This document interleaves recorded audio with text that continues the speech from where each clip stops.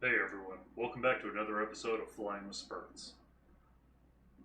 I'm in a warbird, but I'm not continuing my warbird series just yet. I do want to talk about a few things first.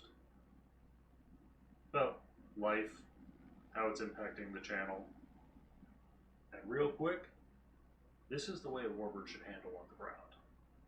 Differential toe brake, as soon as I let off, the nose more or less centers.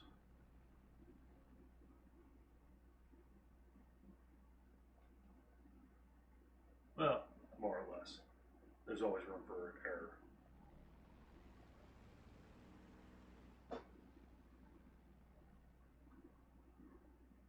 Alright, let me just get up in the air real quick and we'll start chatting.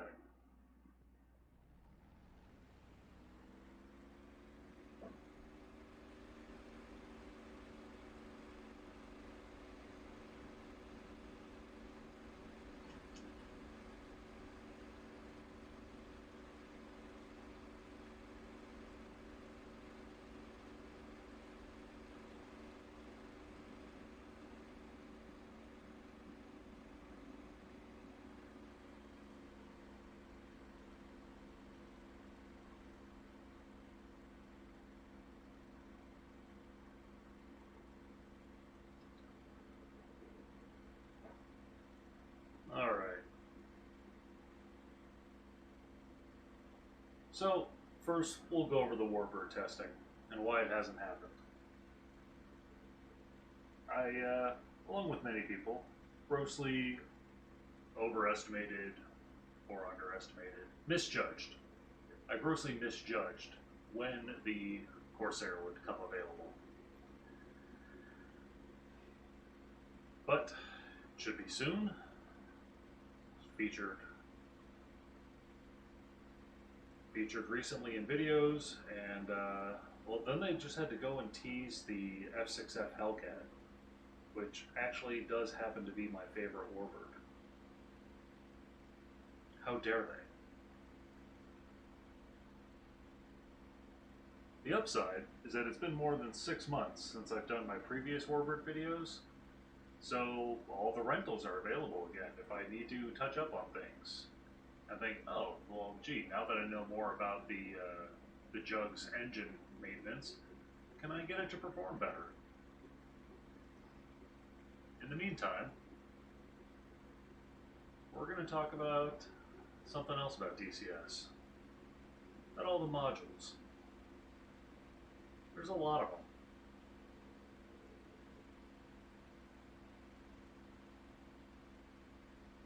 Down there were a few of the ones I have.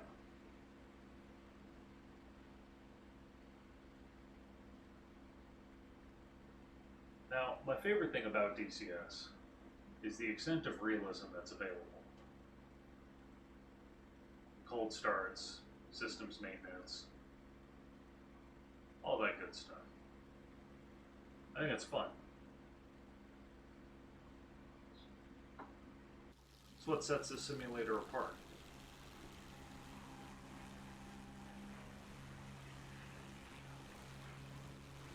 The downside is that means that there's a lot to learn with any given plane.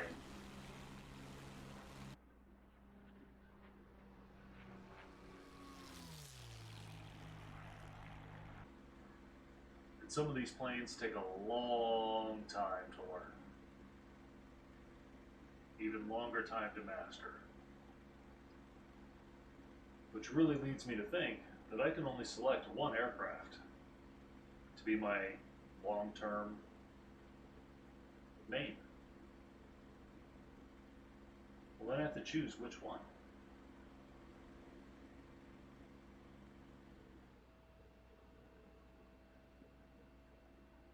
So let's have that discussion, shall we?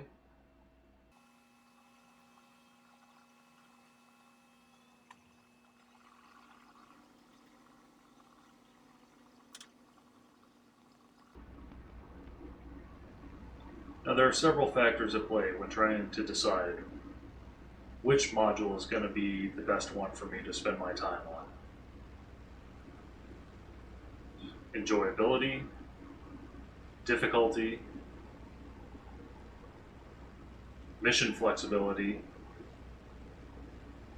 mission capability,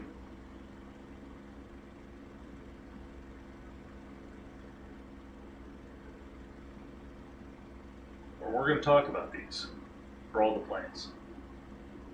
Well, not all of them, a few of the key ones.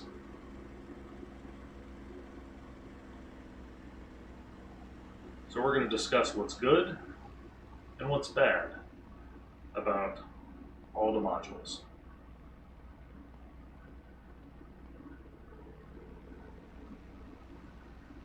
Hang on, I gotta land this Mustang on a taxiway first.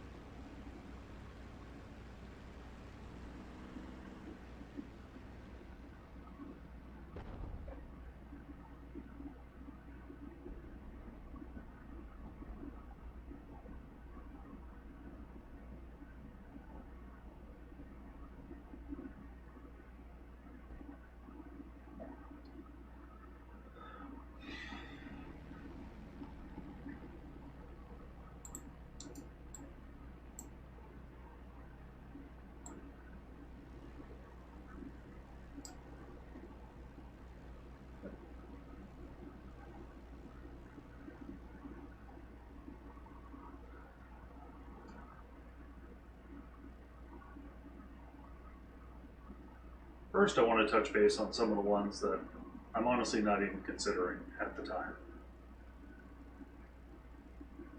The Community A4 Skyhawk. Picked it up, messed around with it for a little while. Absolutely fantastic.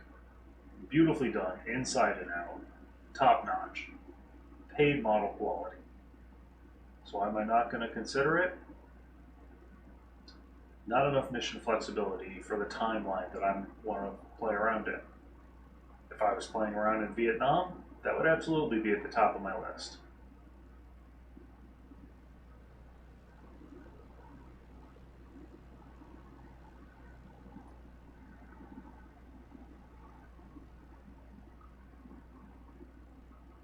Modules like the F-22.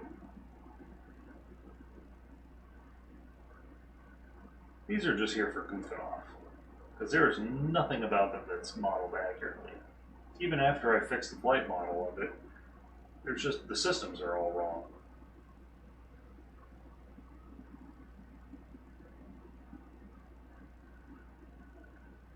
Speaking of flight models, I do want to say that I have been watching Cuban Ace's updates on his Su-57 Felon, and he's looking pretty good. He's got a few more inertia tweaks, but he's well on his way.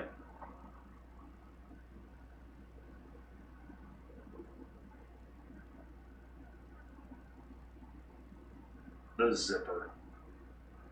This one would be good for goofing off in, but it's not really well suited to the mission types I do.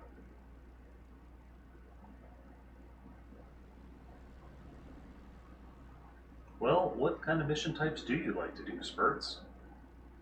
Mostly air to ground? Suppression of enemy air defense, destruction of enemy air defense, tank plinking. Oh, so you must love the A-10. I picked up the original A-10C before DCS World was even a thing. When DCS was just the notion that you could fly this A-10 at the same time somebody else is flying the K-50 Black Shark. Spent a lot of time with it, years. Got to know it pretty well. Thought it was pretty capable. Really enjoyed it. Until Rogue got the Hornet. The first time we flew a mission together after he got the Hornet, and I could barely get over some of the mountain ranges here in the Caucasus, and he got to the target zone fast enough to kill everything on the ground before I even got there, I quickly became disenfranchised with the A-10. It is simply too slow, not powerful enough.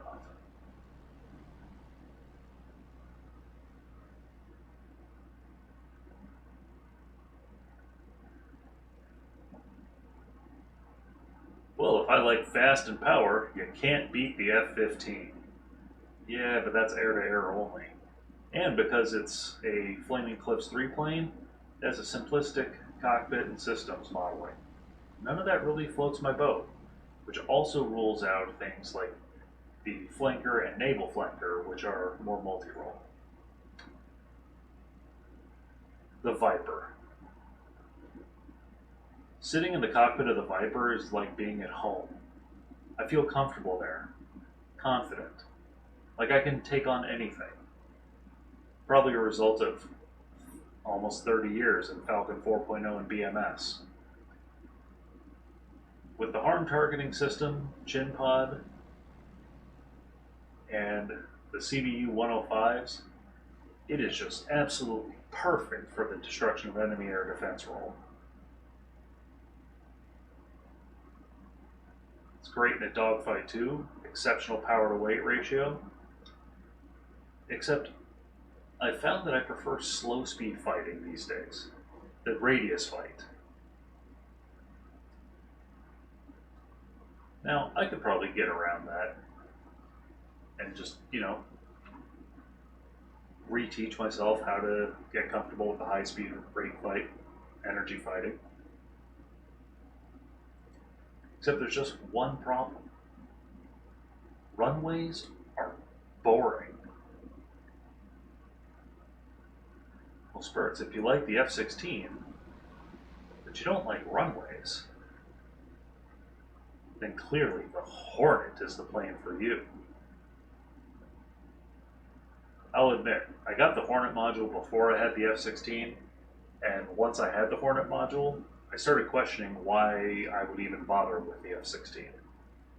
It can do all the same roles, maybe not quite as well. It lacks the arm targeting system, lacks the CBU 105, but it does have 4 smart pylons that allows it to carry up to 8 JDAMs or 8 JSOWs. Oh yeah, let's talk about standoff. The Hornet is the undisputed standoff king in DCS right now. Between JSOWs, slams, slam ERs, harpoons. If you need to stay far away from your target, the Hornet's the plane for you. And dogfighting with over-the-top vertical maneuvers in double-digit speeds is absolutely giggle-inducing. The helmet-mounted queuing system is fantastic, and so is the Link 16. The amount of situational awareness you have in the Hornet is unparalleled. It's fantastic. So why don't I like it? It's too sterile. Flying it is too easy. Not quite enough challenge. It lacks soul. Immensely capable plane. Absolutely capable. But lacking in soul. Well, if I like flying a plane with soul off a carrier deck, then there's none better than this guy. Yeah, there's a reason why most of my video content is this plane. I love flying the Tomcat. Love it, love it, love it. I love the way it shakes and shimmies and rattles. I love that there's no electronic nannies telling me what I can and cannot do. I love that I can max perform it, carrying 5,000 pounds of ordnance up to 1.6 Mach at 53,000 feet. Or I can throttle way back and just sip fuel for a nice economical cruise home. Something that's a little harder to do in the Hornet. Can carry 14 500-pound bombs in the tunnel, 10 1,000-pound bombs. Still have 4 air-to-air missile stations and 2 gas tanks. This thing is a truck.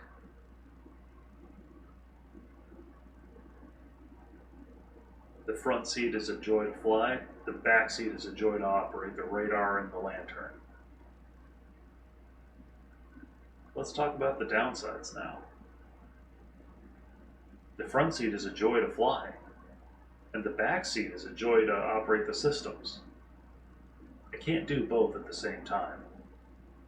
And while the AI solution for Jester in the back seat is really impressive, they put a lot of work into that, a lot of capability. It'll never approach having a human being back there, something they freely admit and say they have no intention of trying to make it reach that point. And Iceman's kind of a joke. He'll kill me worse than a new pilot will. I have a few friends that have the F-14 module, but they either don't have the time or the desire to try to learn one of the seats for it. And it's really hard to get schedules to line up for multi-seat aircraft.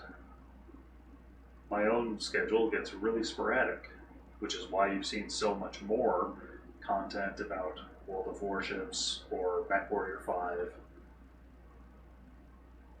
Because setting up the VR just takes more time. Those other games are easy to just kind of hop in, hop out.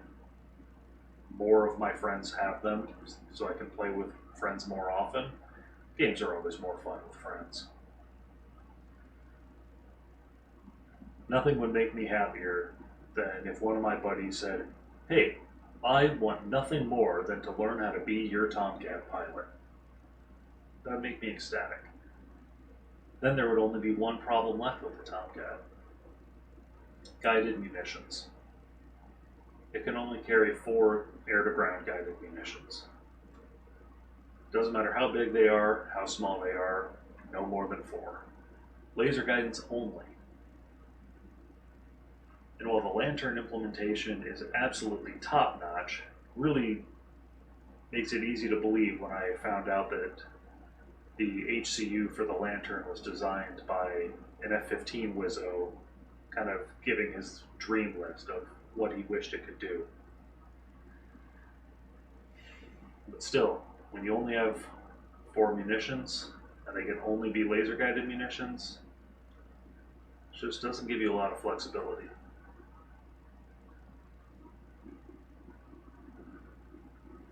Fantastic to land on the boat, though.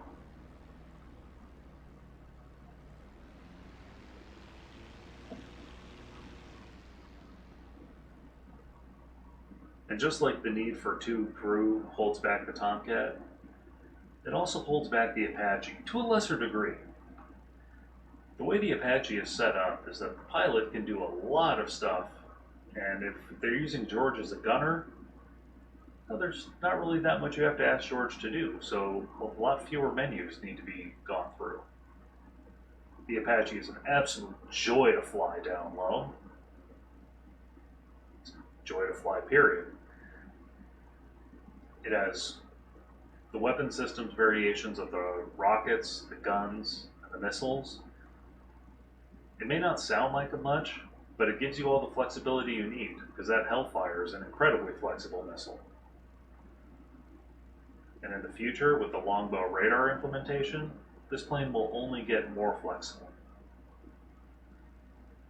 The use of PINVIS or TADS to see through the cockpit at night, allowing nighttime low-level flights below treetop level, oh, you can't top that. Problem is there's a few things that George can't quite seem to do well, or even if it's not that he can't quite do them well, I think they should be done by a human. So if I move up front and then have George fly, well, George has a problem with not being able to avoid trees or rolling terrain. I have been able to use George as a pilot and tell him where to fly low level at night along a river. That was a scary experience. But it can be done. Ultimately though, all that's holding this one back is needing another pilot.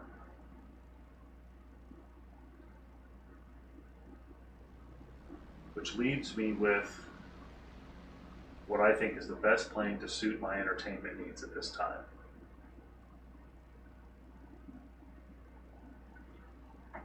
The Harrier. Single seat, incredible flexibility of weaponry, the advanced precision kill weapon system, sidearm, laser J-down.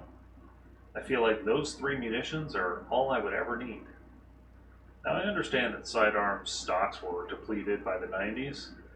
Well, they're still here in the game. They're still fun to use.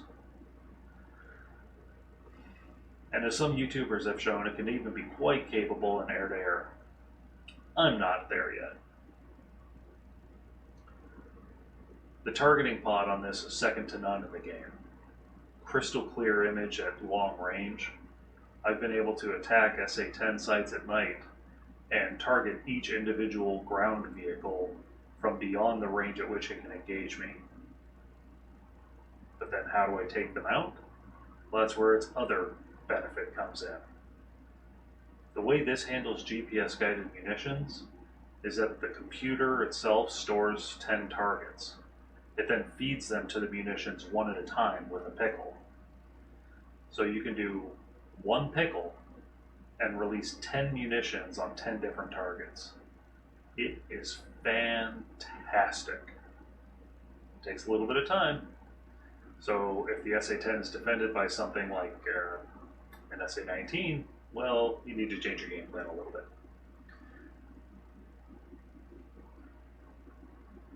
Being able to put the FLIR into the HUD makes flying at night comically fun. And taking off and landing off the Tarawa is probably the most thrilling thing I've done yet in DCS. I almost don't feel like ever flying that in the daytime. What's the point? When you have the type of night vision systems available on the Harrier, or even the Apache at that point. They both have fantastic night vision systems.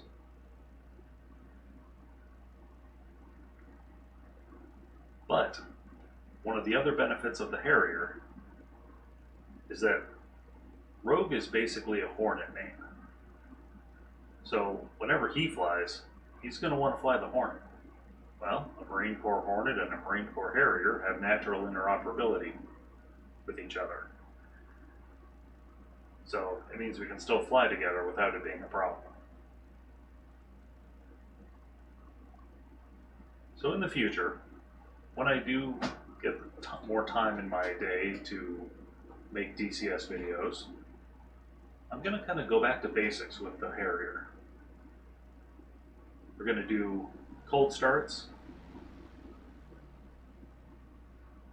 I'm going to practice air-to-air refueling, something I've never had any success with in any plane in any sim.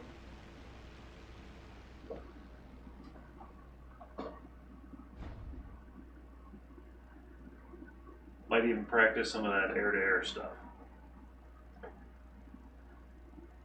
And then I've got a mission set in mind for something I can do with Rogue, me and the Harrier, and him and his Hornet. And I'll throw a few other videos in there along the way. Get back to doing some warbird testing, maybe some goofing around in the Apache. Heapler has a flight model update for the Tomcat coming up, so I may end up having to go goof off with that and see how that feels now. But that's kind of where the channel stands right now. If you have any thoughts about things that you would like to see, by all means, throw a comment down there. Let me know.